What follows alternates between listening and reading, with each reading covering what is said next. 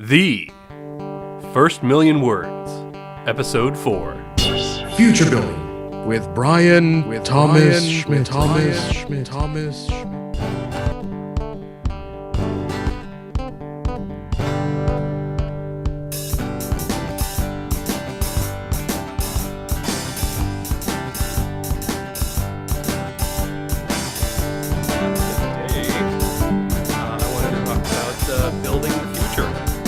Okay. And how that's done. We'll answer all of Guillermo's questions, which we never get to. No, I am listening and biding my time.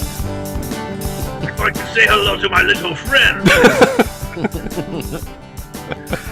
So yeah, well, yeah, we him and I we've never done any like sci-fi writing before, like future stuff. So I'll let him go ahead and take get the first question in then. Okay. So I actually do have to add. No, I'm sorry. Go on. Oh no. No. So I mean, this is pretty much world building, only future building, right? Mm-hmm. Just not because I this is like the worst possible question that you could have asked me because I was like, wait a minute, I don't understand the question. I'm like, future building. Okay. So yeah, thank you for like the one question I don't know. Oh, okay. Going straight to me, man. Well, pressing me, man. Well, what we were talking about, basically before we even, did the thing was, like how it's done, and I just assume like when I think about building the future, I think about like taking like current events that are happening now, and those things either, get dramatically worse or better. And I wonder if that's like part of the process. You have to decide what your future is going to be, but a lot of your future building is going to depend on what your world is. Mm-hmm. I mean, the parallels between your world and our world matter. Yeah. You could say, I'm going to create a world where everything that the opposite political party of me actually happens, and it screws up the whole world just to show them how terrible it is. And that's fine. You can do that, but you've got to be able to actually show, explain what that is and be true to the point of view that you're representing there. Mm-hmm. I just throw that as an example. You can make the world a better place. You can make the world a worse place. For example, in Wind Up Girl, which was a really well written and very praised debut novel by Paulo Bacigalupi, mm-hmm. and Paulo basically posits a future Thailand that is very depressing, and there are real consequences to some of the decisions that are made with technology and with genetic modification and different things. And in the environment, he was taking it to a worst case scenario, or not, maybe not worst case, but not a very good scenario. Mm-hmm. There are other people that I tend to be more hopeful in my stories and leave it open to, there may be some things that have been damaged, but there's hope that things can get better with the hero's work. Yeah, like it's not fully utopian by any means, but it's not like this crappy dystopia where everybody is living in squalor. It's not so completely fracked up that nobody can ever do anything to fix it. Basically, yeah, like Guillermo's first novel. But anyway, that's a whole different. No, I'm just kidding you. I kid you. I kid you because I kid. Actually, that was a novelization. I forgot. Novelization of another novel. He's got so many drafts I get confused. Yeah. Part of it's because they're all in Spanish, but Yeah. Now, when you're deciding to do a future story, how did you? Because with the Daviri saga, exactly how far in the future is that, or is that just kind of like you never actually say? It's just kind of implied that it's really far in the future. So, it's a long time from now in a galaxy far. Yeah.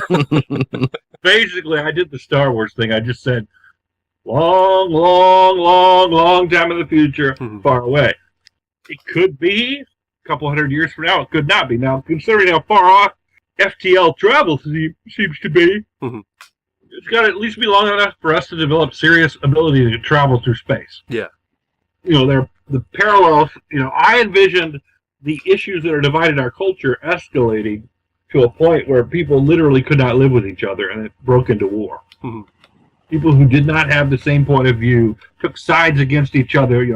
you're the least offensive of the people that disagrees with me. We'll go together and go to war against those idiots over there. Yeah. Kind of situation, and eventually they enslave them, the other side. Mm-hmm. That's the kind of world that I envision. And then the future has a more evolved society where they're more separated from that. It's a status quo now that the one group, the Boralians, have enslaved the Vertolians. Mm-hmm. But after so many years of that, even though there are still people that buy into the official government philosophy that they are subhuman and that they are, they deserve slavery, and that's what they were born to be, there are other people who are starting to say, why are they slaves again? I don't remember. Why is that going on? Mm-hmm. And so when the questioning comes up, it's those people that are kind of like, well, yeah, this makes sense. Why are we holding them? Why do we need to have slaves? I don't understand that. That's an old thing. You old people used to do that, but we don't believe in that anymore. Yeah, I really like that part of the story where, like old Earth, is mentioned. Because I love that feeling of, oh, this is actually happening in the future right now, kind of like like they did that a lot on Firefly. I just love that whole looking back at the past because that's our present. I like that too, because to me, maybe it's arrogant or maybe I'm stupid.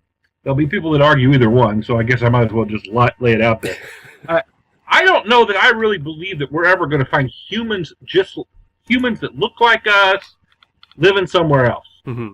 I mean, for me, when I imagine encountering intelligent life in a different universe, they don't look like us. Mm-hmm. It's some other alien species or being that aren't human. They may be humanoid, but they aren't, going to look like us. So when I picture a story when I'm writing of humans in a different place, they always have some tie to Earth, in my mind. Part of it's because of my background doing missionary work and different things.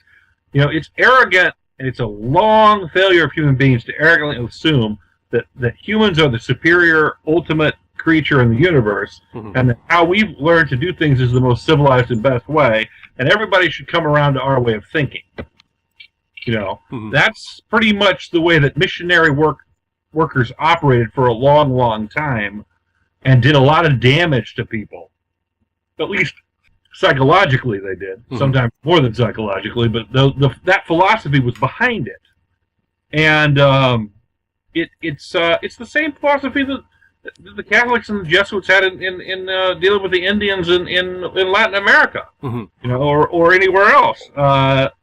Africa is a particular one that I think the most of, but it also happened in Brazil. They're not civilized. They'll be better people if we make them more like us. And so we, therefore, have a pervading sense a lot of times when we write about alien cultures to make them more like us because that will make them superior. Mm-hmm. You don't want to imagine an alien force that's better than us. There's always got to be a flaw. They may have better technology. They may have, a certain smartness or whatever, but they're mean. They're mean, cutthroat bastards, so we're better people. Yeah. You know what I mean? Have you seen that? I mean, that's kind of a common pattern. Not everybody subscribes to that, but, for me, I like when I'm imagining humans, that's why I always put that old Earth connection in it. I like that. And, I love that just this conversation about, how do you write the future has, it's very encompassing about developing characters and taking in those outside influences and mashing it all together. And it's really a lot more involved than just figuring out, this is 1,000 years in the future and, whether they have, faster than light travel or not, or are there aliens or not, and it seems like there's really a lot to take into account besides that, just besides that general stuff. Getting back to some of those, the broader topics, though, I actually did want to ask a little bit about, how you decide, do we have the faster than light travel? Do we have aliens? Do we have like terraforming and all that? Are these questions that you just ask yourself before doing it? Or you just kind of go in there and pants it? Let's go back to your first statement. I'm not broad enough for you. Is that what you're trying to say? That's real. Let's insult the guest while he's here. Actually, that's a compliment considering my size. Like, yes, I've lost weight. He sees me over the radio. I lost weight. Yeah, I can tell. You seem a little less broad. Oh, thanks, man. No, look, yeah, you gotta ask yourself. I mean, why do we have FTL travel? Because FTL travel's freaking cool, man. Yeah. That's why. And because I don't want to write a story about people sitting around on spaceships twiddling their thumbs and picking their nose while they travel between all the 13 planets in my solar system. I want them there tomorrow. I want them there in an hour. Yeah. Can't have them sitting there picking their nose for half a chapter. Yeah, I wrote that book first, and I never sold it. Mm-hmm. It was not, people didn't want to read it. Who knew? People don't want to read about that. Yeah. I built it as ultra-realistic sci-fi, you know? Mm-hmm. Mm-hmm. There's like 200 pages of nose picking, and the rest is action adventure. I mean, you know, people just don't get that.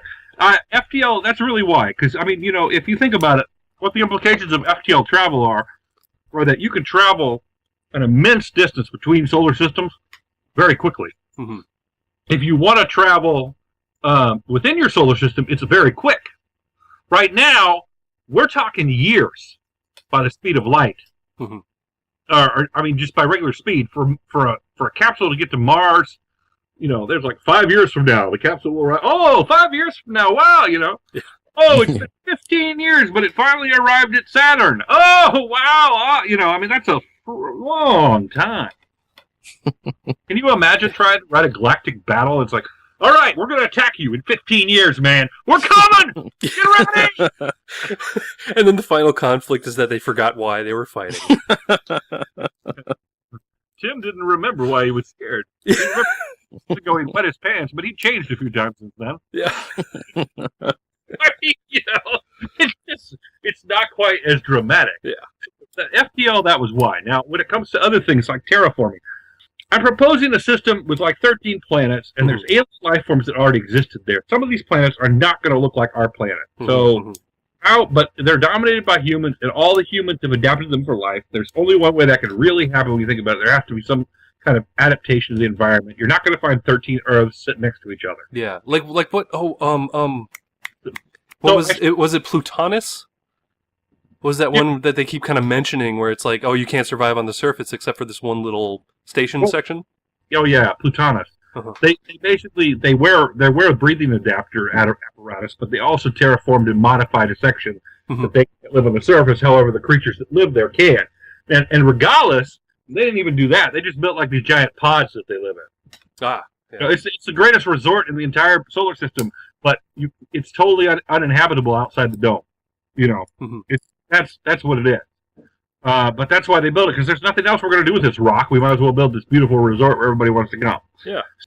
And then, you know, I started looking at Star Trek, and there's there's an episode in Star Trek about terraforming in TNG. I think it's called Home Free or Home Fire or something. And it's one of the first season episodes where the Enterprise goes to check on terraforming. And that was actually where I found that between that and the wiki for Star Trek, the most information on terraforming that I found. There was some on Wikipedia, but that was where the idea had kind of been most developed. So I just kind of borrowed from that. And I didn't want to do a whole lot with it. I did more of it. You see more of it in book 2 where they actually go to one of the terraformed planets and they see a little bit more of it. But I didn't want to do a whole lot with it because the technology is so questionable. I didn't want to have to make up all this science. I don't have the ability to do it well enough to convince anybody that I know what I'm talking about. So, oh, by the way, home soil. I just looked it up. Home soil. There you go. Yeah. Well, I had the first word right. Yes. Okay, but like in a sci-fi sort of sort of book, I mean, is it really that important that the science be on point, or?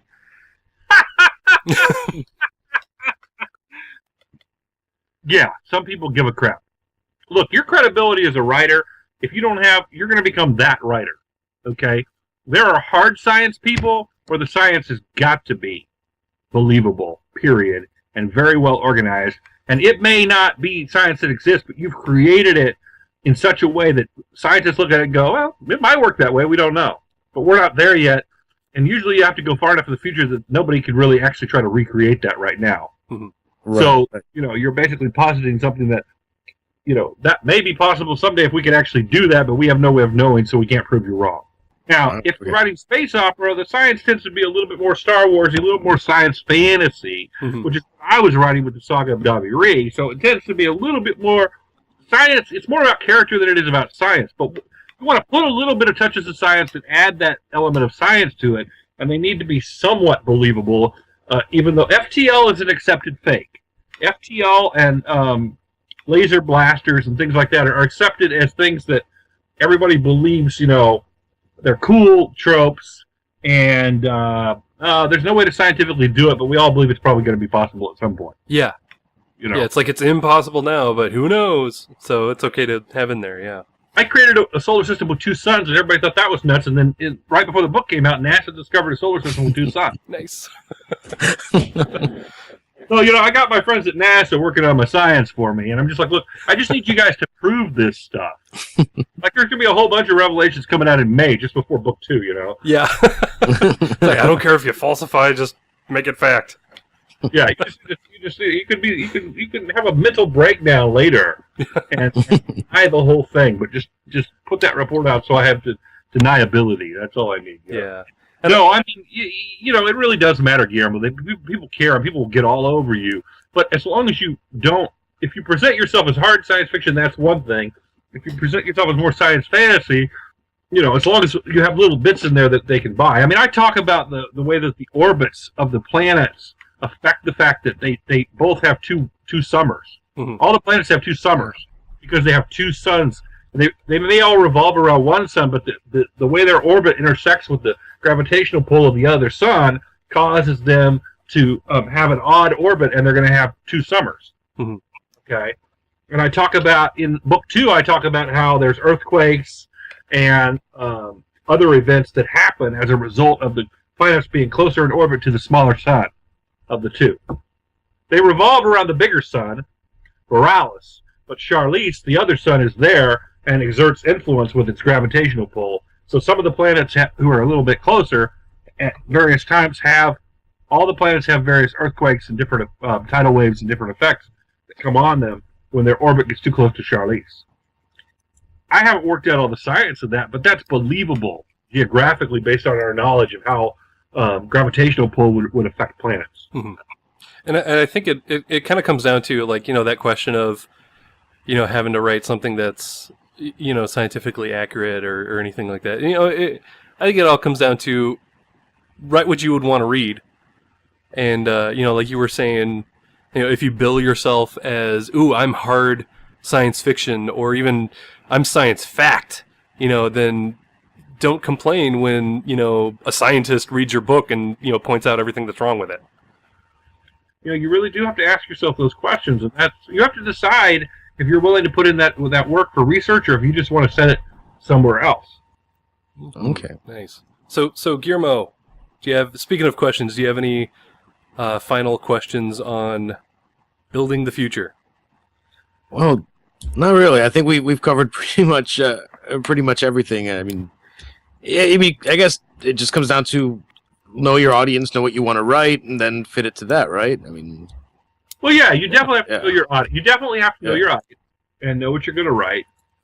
Like, for example, you're not going to see me use curse words very often in my stuff. It's not just because I'm a Christian, but because I'm trying to write for a family-friendly audience. I'm writing for that 7-year-old kid who's just discovering science fiction that I was when I fell in love with science fiction.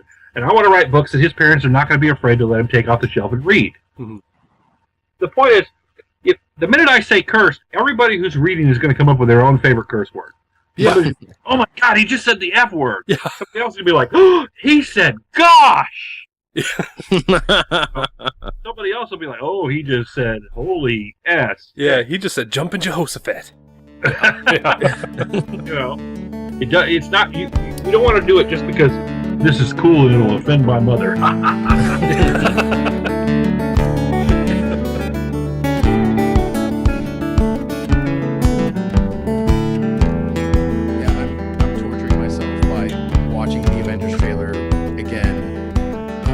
In fact, waiting for the future.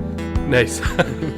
Speaking of future building, I wrote a short story that I went and saw the Avengers, and it was awesome. Yeah, and everyone tells me it's awesome. Yeah, it's going to be cool. So that was that's wrapping up our Bryan Thomas Schmidt month with future building right there, and that was a fun conversation we had with him. And there was a little bit that I kind of edited out that I wanted to touch on a lot of the things we talked about apply also if you are a fantasy writer, like myself, that you actually have to take into account, like if you're a hard science fiction writer, you have to know that there are people out there that are scientists and that will read your stuff and call BS on you. You know, the same way that there are a lot of like medievalists out there that are going to say, "Hey, there's no way that could exist in a medieval society. I'm not going to read this anymore." Yeah. I'm just like, well, you could pretend like it's fiction, and And it's not actually in the real world. right, there's not actually a character named Star Destroyer.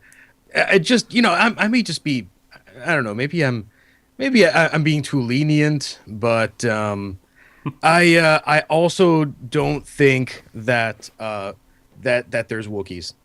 I mean, Yes. I'd like to think so. I wish there were Wookiees. I think Ron Perlman may be a Wookiee that's been shaved, He does kind of look like that, yeah. but it's like, just come on, willing suspension of disbelief. It's like, you mean there's not a character named Simon Jones, and like, I'm pretty sure there is a dude named Simon Jones, but this is a different one. And there's one of them. There's one particular author I've been really digging lately, KV Johansson. She wrote the book Black Dog, which is amazing. I'm a little more than halfway through it, and I can't wait to finish it because it's so good.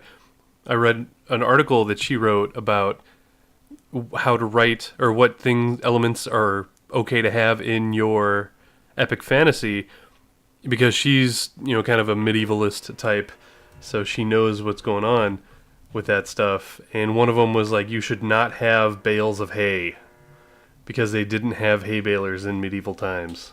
Oh, well, And that I makes kind sense. of like with that. I see where she's coming from. That's a setting thing, and you make it authentic when you do it right.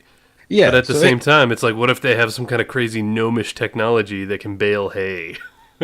well, yeah, I don't know. It's like, but it is kind of weird where you're just like, someone walking through a castle, and he sees knights fighting, practicing outside, and then he walks to his chamber and gets on Facebook.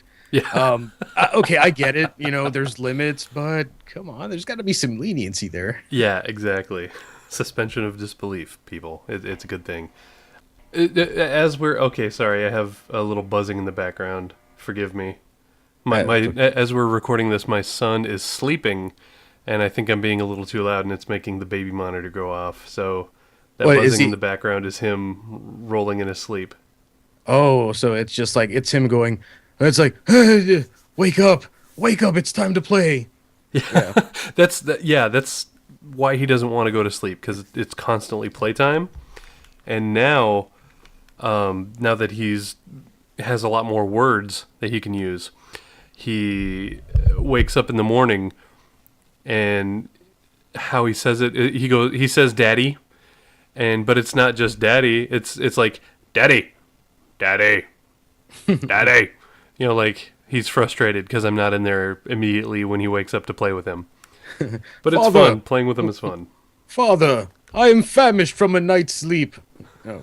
Well, that would be kind of... Bring me a baba and change my diaper. I just had a story idea. Oh, okay. So, speaking of Bryan Thomas Schmidt, don't forget to check out Space Battles, which is an anthology that he edited, came out a little bit ago. By the time this is airing, you should have read all of it. I've read most of it now, and I was waiting on writing my review until I've read more of it, or all of it. I still have a couple stories that I haven't gone through again. So, but I enjoyed it thoroughly. It was a lot of fun. And now, speaking of space battles, it kind of made me want to write, and this goes along with the topic of writing the future, it kind of made me want to write a sci-fi story set in the future that involves a space battle. So that's going to be my project, probably the first thing I do once April is over, because April, like I've said before, my April is all outlining. And I've gotten nearly one whole entire book outlined. And this is actually my first attempt at real outlining, where I do every single chapter scene by scene, and write everything out that's going to happen before I go to write it. So I'm figuring once April is over and I have this whole book outlined, I'll be able to just burn through the writing process and just, follow my outline and just bam, bam, bam, and get myself a close to 100,000 word, because that's what I'm estimating it to be, close to 100,000 words of a whole book within like a month or so. Oh, that you could do that. Like Yeah.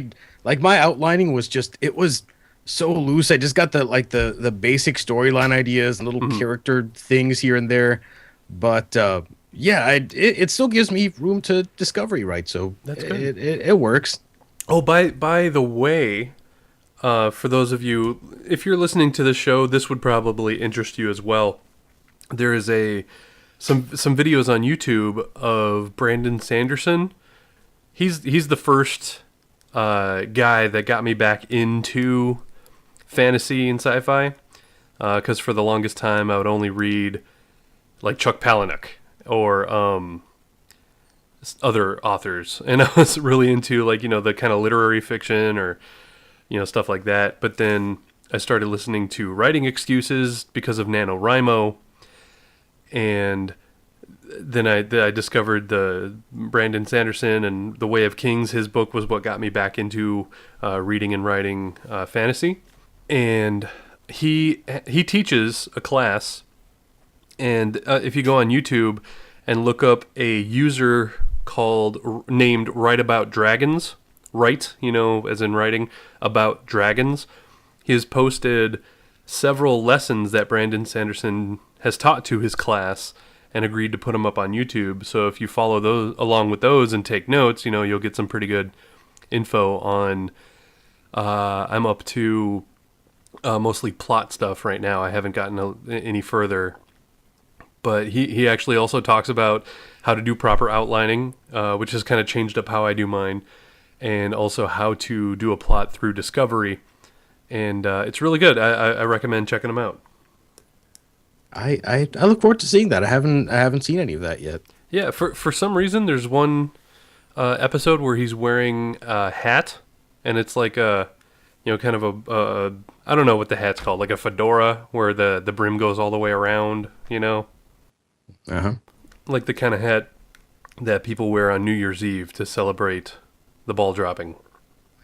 Like the pointy one? No, not pointy, but I don't know. It's circular and it has the wide brim. Somebody will correct us if you're out there listening and you're a hat aficionado, or you happen to be a haberdasher yourself, a haberdasherer.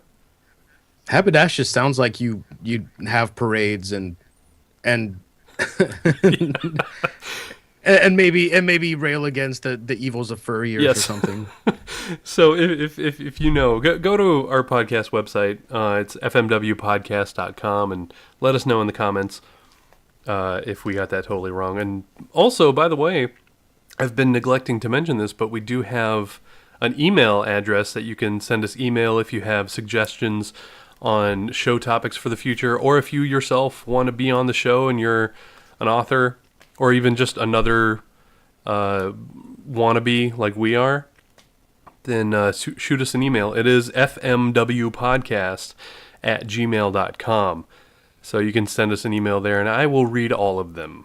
Yeah, Ben will do it. I will skim through it before deciding that I want to steal your ideas. Yes. So, yeah. So I think we'll hold off on talking about what we've been writing about this week, because we are going to do an end of the month wrap up, a special show at the end of the month.